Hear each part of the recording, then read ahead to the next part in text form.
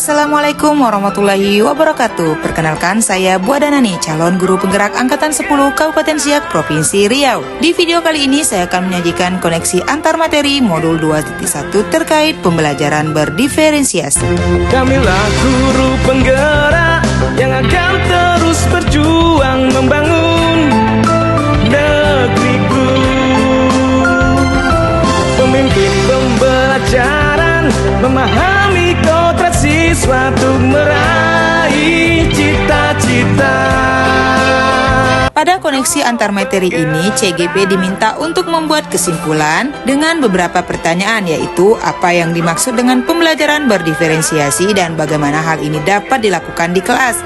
Yang kedua, bagaimana pembelajaran berdiferensiasi dapat memenuhi kebutuhan belajar murid dan membantu mencapai hasil belajar yang optimal. Yang ketiga, bagaimana keterkaitan antara materi dalam modul ini. Pembelajaran berdiferensiasi merupakan pendekatan pembelajaran yang dilaksanakan oleh guru sebagai bentuk usaha memenuhi kebutuhan belajar pada setiap murid. Bagaimana cara untuk dapat melakukan pembelajaran di kelas? Nah, untuk dapat melaksanakan pembelajaran berdiferensiasi, maka guru harus memahami tujuan pembelajaran, harus dapat memetakan dan menanggapi kebutuhan belajar murid, harus dapat menciptakan lingkungan belajar yang mengundang untuk menyenangi kegiatan belajar, dan melaksanakan manajemen kelas yang efektif, dan yang tidak kalah penting yaitu melaksanakan penilaian berkelanjutan. Lalu apa saja 3 aspek kebutuhan murid tersebut? Yang pertama yaitu kesiapan belajar murid, yang kedua minat murid, dan yang ketiga yaitu profil belajar murid.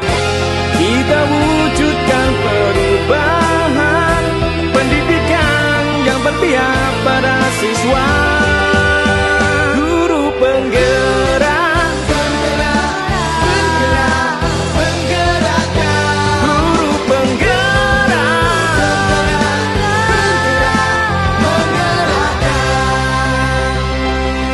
Nah, bagaimana cara mengidentifikasi kebutuhan belajar murid? Untuk dapat mengidentifikasi kebutuhan belajar murid, ada beberapa hal yang dapat dilakukan. Pertama, mengamati perilaku murid atau observasi, kemudian mengidentifikasi pengetahuan awal melalui asesmen, diagnostik, kemudian komunikasi dengan guru murid sebelumnya, konsultasi dengan orang tua atau wali murid, dan membaca rapor murid di kelas sebelumnya.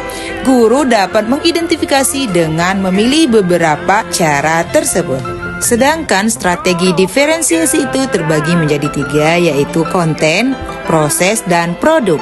Diferensiasi konten berkaitan dengan apa yang kita ajarkan seperti materi, konsep, atau keterampilan yang perlu dipelajari berdasarkan kurikulum. Diferensiasi proses merupakan kegiatan yang memungkinkan murid berlatih dan memahami atau memaknai konten dengan cara membedakan proses yang harus dijalani oleh murid. Sedangkan diferensiasi produk merupakan bukti yang menunjukkan apa yang telah murid pahami dengan cara membedakan atau memodifikasi produk sebagai hasil belajar murid, hasil latihan, penerapan, dan pengembangan apa yang telah dipelajari. Guru dapat memilih satu atau beberapa dari strategi ini untuk diterapkan dalam proses pembelajaran. Selanjutnya yaitu keterkaitan antar materi dalam modul, kaitan dengan modul 1.1. Untuk dapat melaksanakan pembelajaran berdiferensiasi, maka guru semestinya berusaha memenuhi kebutuhan belajar anak yang sesuai dengan kodrat alam dan kodrat zaman berdasarkan filosofi pendidikan oleh Ki Hajar Dewantara.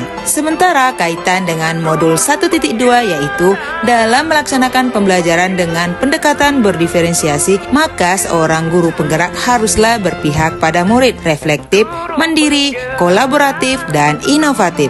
Berikutnya, kaitan antar modul 1.3. Pembelajaran dengan pendekatan berdiferensiasi merupakan implementasi nyata dalam mewujudkan visi guru penggerak yang berpihak pada murid. Dan yang terakhir yaitu kaitan antar modul 1.4.